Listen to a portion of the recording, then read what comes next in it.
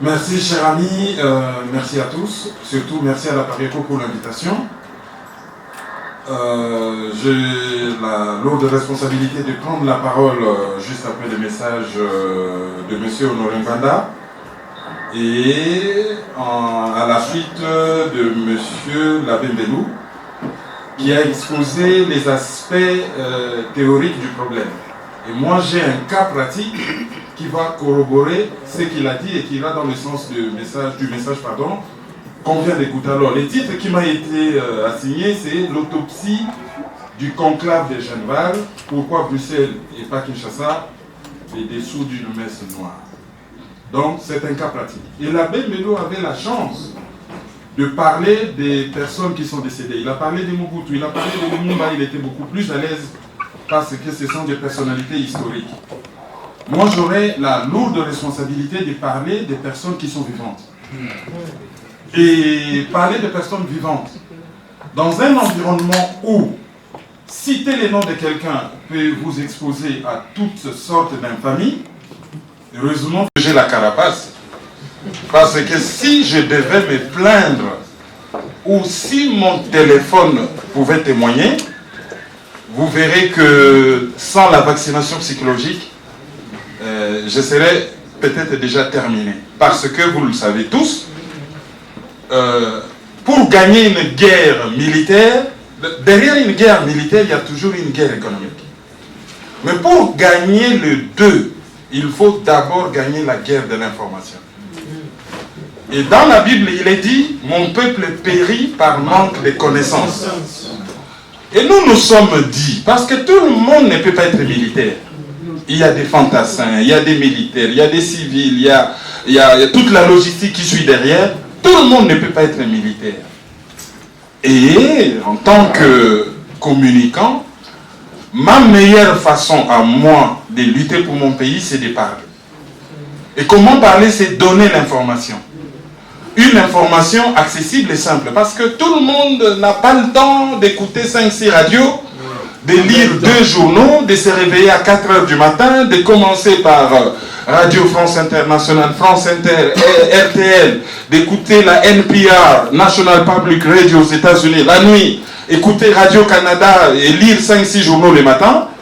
Nous qui avons peut-être la capacité et le courage de le faire, on le fait.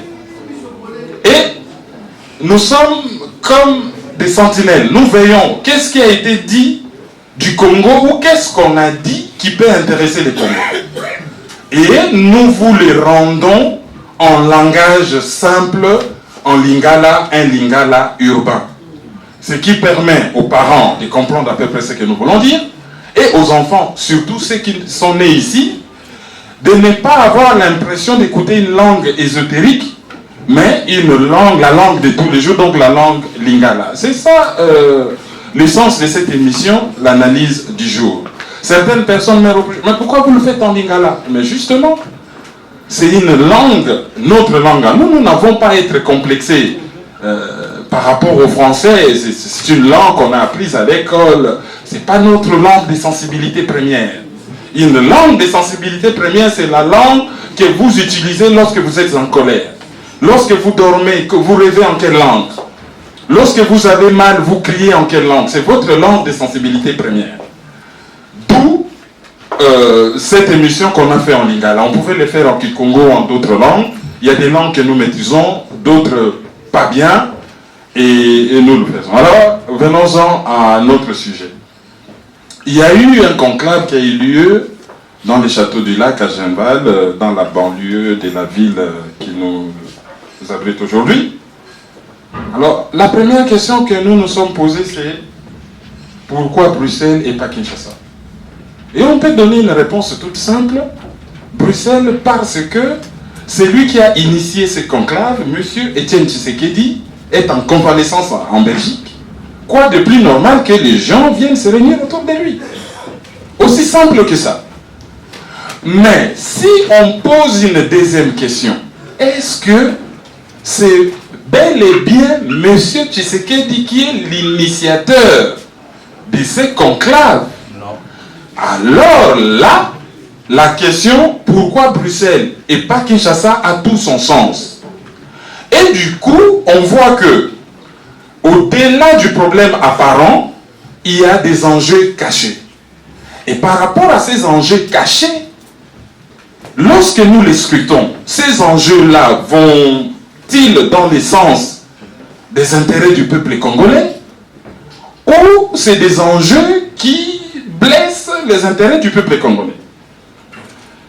Cette deuxième question nous amènera à parler de ce qui est caché, parce que nous disons une convocation apparente, donc il y a des sous-cadres qui sont cachés et que nous pourrions révéler à la suite d'une analyse intellectuelle. Et comme on nous a dit de parler à la fois en lingala en français, si je vais un peu en français, je reviens, je vais réexpliquer en lingala, il n'y a pas de problème. Nous tous, nous avons vu qu'il y avait un conclave à Genval. Lorsque j'ai examiné ce conclave, la première idée qui m'est venue en tête, ce sont des parallélismes qu'il y a entre l'histoire politique actuelle du Congo et l'histoire passée du Congo. Parce qu'un peuple qui n'apprend pas de son histoire est condamné à la revivre. Nous allons remonter il y a quelques années. Nous sommes en 1997, j'étais à Kinshasa. L'AFDEL arrive avec Laurent Désiré Kabila. Laurent Désiré Kabila a qualifié l'AFDEL de conglomérat d'aventuriers.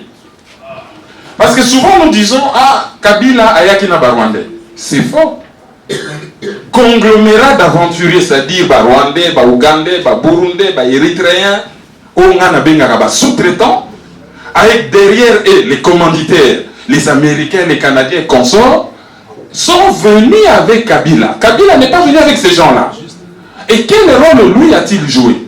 C'était nous faire accepter les projets. Lui, c'était une espèce de passeport. Si on avait mis à la tête de ces mouvements, je ne sais pas moi, un citoyen rwandais connu ou un sud-africain, les Congolais allaient dire non, nous ne les connaissons pas. Pourquoi les Congolais, au-delà du fait qu'on avait commencé à abhorrer Mobutu, pourquoi les Congolais ont-ils accepté l'arrivée de l'AFDEL au Congo? C'est tout simplement parce que devant, il y avait un fils du pays. Et lorsque ça calait entre Kenge et Kinshasa, qu'est-ce qui nous a été dit par un grand politicien du pays? Ah, c'est notre frère, acceptez-le. C'était lui le passeport. Soki Kabila, Laurent Désiré Kabila, azalaka liboso ya AFDEL te, ba Congolais, bangaki bandima na bango kopwana te. Et là, on est en train de revivre l'histoire. Un projet similaire au projet AFDEL, il faut qu'il y ait un Congolais populaire, respecté à la tête, pour que nous avalions la pilule. Lorsque l'AFDEL arrivait, les Occidentaux, ils ne vont pas s'afficher directement. Hein. C'est la société American Mineral Field qui s'est cachée derrière pour financer la rébellion. La deuxième personne qui a financé la rébellion, il avait 19 ans à l'époque. Il s'appelle Dan Gettler. Il a fait un appel de fonds et il a récolté à peu près 30 millions de dollars pour financer la rébellion. Les documents existent. Et suivez l'histoire de Dan Gettler, ancien et frère, Monsieur Levi Tempelsman, hein, il s'appelait comme ça. Et tous ils se connaissent, hein. Ils viennent tous du même milieu, tous ils se connaissent, ils avaient un projet. C'est ainsi que, officiellement, avant les États-Unis, ils faisaient les choses directement. La CIA, il va, il règle les problèmes, vous criez, c'est pas leur problème. Mais maintenant qu'il y a des réseaux sociaux, l'opinion politique mondiale est devenue un peu plus sensible à certaines choses par rapport aux réseaux sociaux, ils sous-traitent en passant par les ONG, les multinationales ou certaines personnalités sans que l'infrastructure officielle ne s'affiche ouvertement. Donc, premier parallélisme, AFDEL avec le conclave de Genval. Deuxième parallélisme qui n'en est pas un, mais beaucoup de gens en ont parlé, ils ont dit, nous avons fait la table ronde à Bruxelles, pourquoi pas un conclave à Bruxelles pour sortir les pays de l'ornière. Parce qu'avant les pays étaient colonisés. Nous sommes venus à Bruxelles pour une table ronde. Maintenant que le pays est néocolonisé, nous venons à Genval pour libérer le pays. Ça, c'est un argument qui ne tient pas la route. Il faut comparer les choses comparables. Pour la table ronde de Bruxelles, il y avait deux camps, les colonisés et les colonisateurs. Il n'y avait pas d'intermédiaire. Il fallait choisir soit Kinshasa, chez la partie faible, les colonisés, ou Bruxelles, chez les colons, la partie forte. Et c'est le plus fort qui a gagné, vous vous déplacez, vous venez à Bruxelles. On discute face à face. Si vous regardez Genval, c'est les Congolais se réunissent entre eux. Ok, ils peuvent le faire au Kamtchatka, à Kinshasa ou à Bruxelles, mais lorsqu'ils vont remettre les résultats de leurs résolutions à une troisième partie qui n'était pas officiellement concernée, il y a un souci. Donc, si pour les redire en lingala, table ronde, il y a Bruxelles, et ça là qui entre guillemets, banoko, na biso bato bango banyoko laki. Tu pouvais que ça l'ango soit na Kinshasa, soit na Bruxelles. Intermédiaire à ça quitté. Mais oyo ya Genval les alliés, bana mboka, balingi ba solola entre bango sur makambi ya mboka. Tango bakei et pas ya mopaya. Quand on a tokoki kolimbisa. OK, kokende kuna c'est pas un problème, c'est juste un bâtiment. D'accord. Donc à Bruxelles, c'est pas grave. Tokoki même kolimbisa. Mais lorsque vous prenez les résultats de la résolution na bino, vous avez là une troisième personne, mais vous avez ici vraiment syndrome il y a l'arba. Syndrome il y a l'arba. Alors revenons maintenant à la table ronde. Lorsque nous avons négocié avec les colons, qu'est-ce qui s'est passé? Ils se sont dit, ah ben ils veulent leur indépendance, le 4 janvier 1959, Mobutu est venu au Kokate. Les Belges se sont dit, ceux qui ont résisté et au bout nous allons tout perdre. Et nous, là, nous montons sur un train en marche. Donc, quand tu as un train et tu diriges le train et la direction, et comment ils ont orienté les trains? Deux tables rondes. Table ronde politique et table ronde économique. Parce que ce qui les intéresse, ce n'est pas nous. Ce n'est pas que nous soyons en bonne santé, bien éduqués, non. Ce qui les intéresse, c'est l'économie. Alors, table ronde politique, papoter, vous allez faire vos partis politiques, vous allez parler des politiques, vous allez avoir une constitution, et dans la constitution, on ne sait même pas juridiquement déterminer quel régime. Ils ont inventé un régime bizarre que les constitutionnalistes s'appellent régime des assemblées. Ce n'était pas un régime parlementaire ni présidentiel, c'était un régime quand même un peu compliqué qu'ils ont inventé. Vous allez faire vos attestations de naissance, vos mariages, ça c'est pas leur problème. Les Noirs vont se gérer entre eux.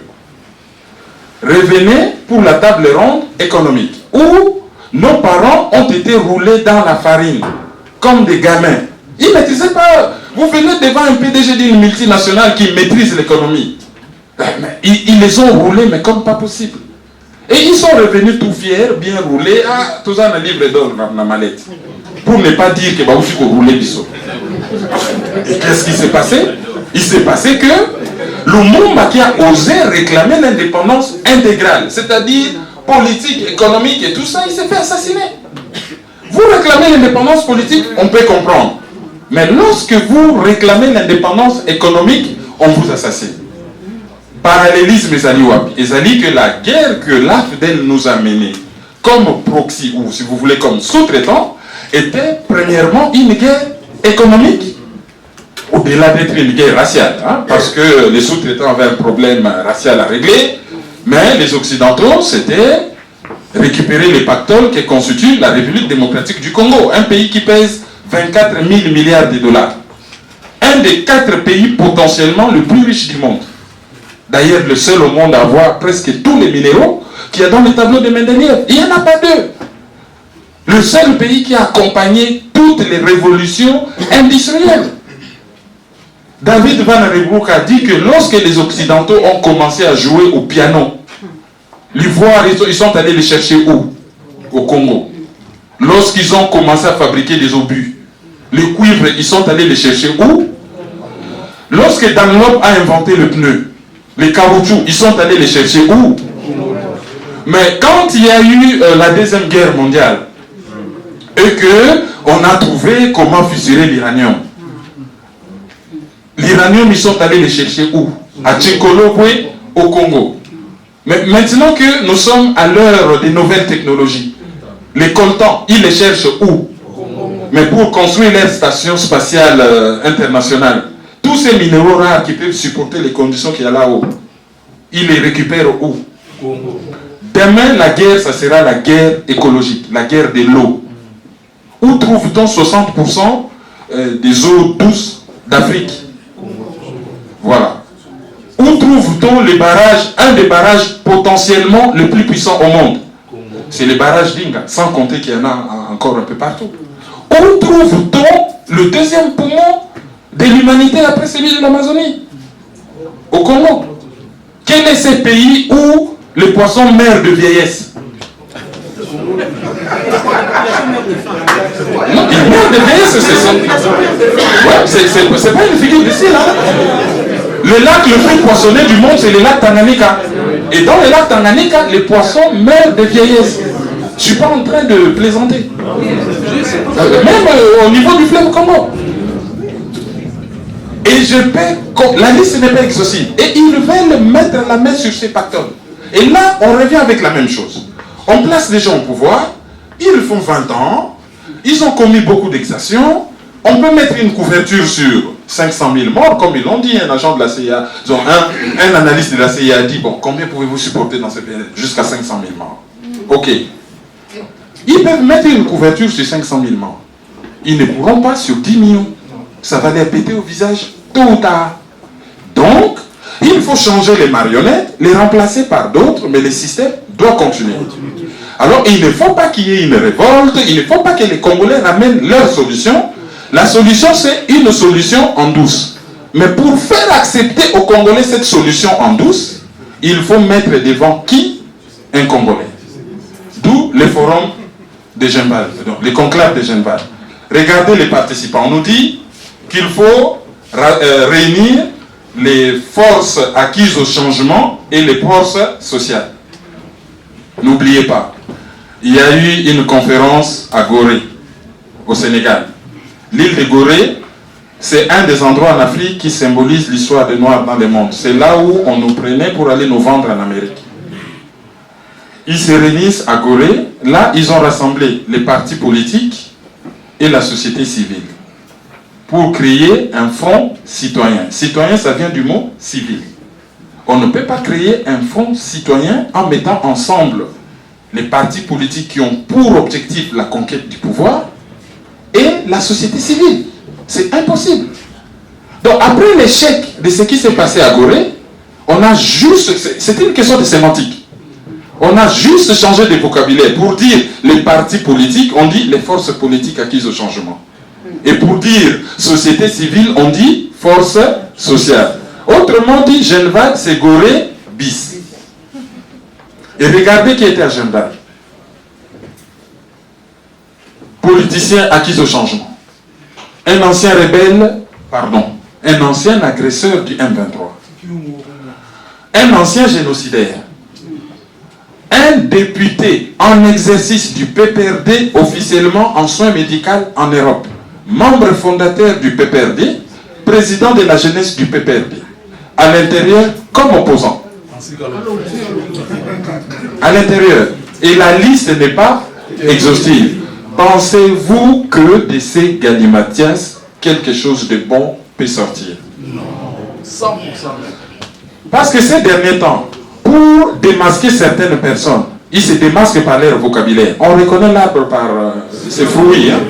Ceux qui ont commis un discours, imité. Bozala, Mayele. Imiter en soi, et c'est le Romalam. Mais imiter n'importe quand et n'importe comment. Et c'est le Romalam. Est-ce que, au Koki Kosala, imiter, Bolobi, bon, Taba, Napondu, imiter, place Moko. Soso, Nanoso, imiter, place Moko. Alors, il y a des cabinets à Washington qui fabriquent des choses comme ça, qui nous prennent les Congolais comme des idiots. Bon, il faudra qu'au Ganga, imiter. Demandez à ces gens-là, imiter n'a plus un sens unique. Unité, c'est-à-dire X, Y, Z, A, boya, autour, unité. Mais si on bimi, c'est quand on a battu Missou kaka auto yebi. Si on le dit bon, on ne va pas aller jusqu'à aller citer le nom de monsieur Honoré Banda. Dites seulement ces gens qui bon, viens puis la cadre kaka unité. Ah non! Yété. Pourquoi? Parce que unité wana et ça n'a objectif moko quelconque ou certaines personnes de bonne foi, ça n'a eu de bonne foi. Bazo maîtriser. Devant on met un Congolais, mais derrière il y a toute une logistique. Bateau Bazo Kanisake, l'équipe diable na mayele, il se trompe. Churchill a dit, lorsqu'on dîne avec les diables, il faut savoir se munir de longues fourchettes. Mais même longue fourchette wana, il faut aux à la souple, rapide et prudent. Bateau bayebi caméléon a projeté le lèvre je ne sais à combien de centimètres, la vitesse moko éclair à capter aux anamnonaï. Donc si les gens pensent, parce que les défauts chez nous les Congolais c'est quoi? Nous on réfléchit aujourd'hui et demain. Tandis que les Occidentaux réfléchissent en durée. Ils savent ce qui se passera dans 5 ans, dans 10 ans. Ce que nous vivons aujourd'hui, ils ont anticipé. Donc ces gens-là voient tout simplement, ah non, dans la Kabila. Mais qui est Kabila? C'est juste un petit pion de rien du tout. On peut le remplacer, il y a une centaine de Kabila. Le problème c'est de déraciner les systèmes. Il y a 2 systèmes. Le premier système, c'est ce que moi j'appelle les commanditaires, les sous-traitants et les exécutants. Il faut d'abord éliminer de ces circuits les sous-traitants. Comme ça, les Congolais seront face à face avec les commanditaires dans le cadre d'un rendez-vous du donner et du recevoir. On crée des rapports de force. Vous avez la technologie, les capitaux, etc.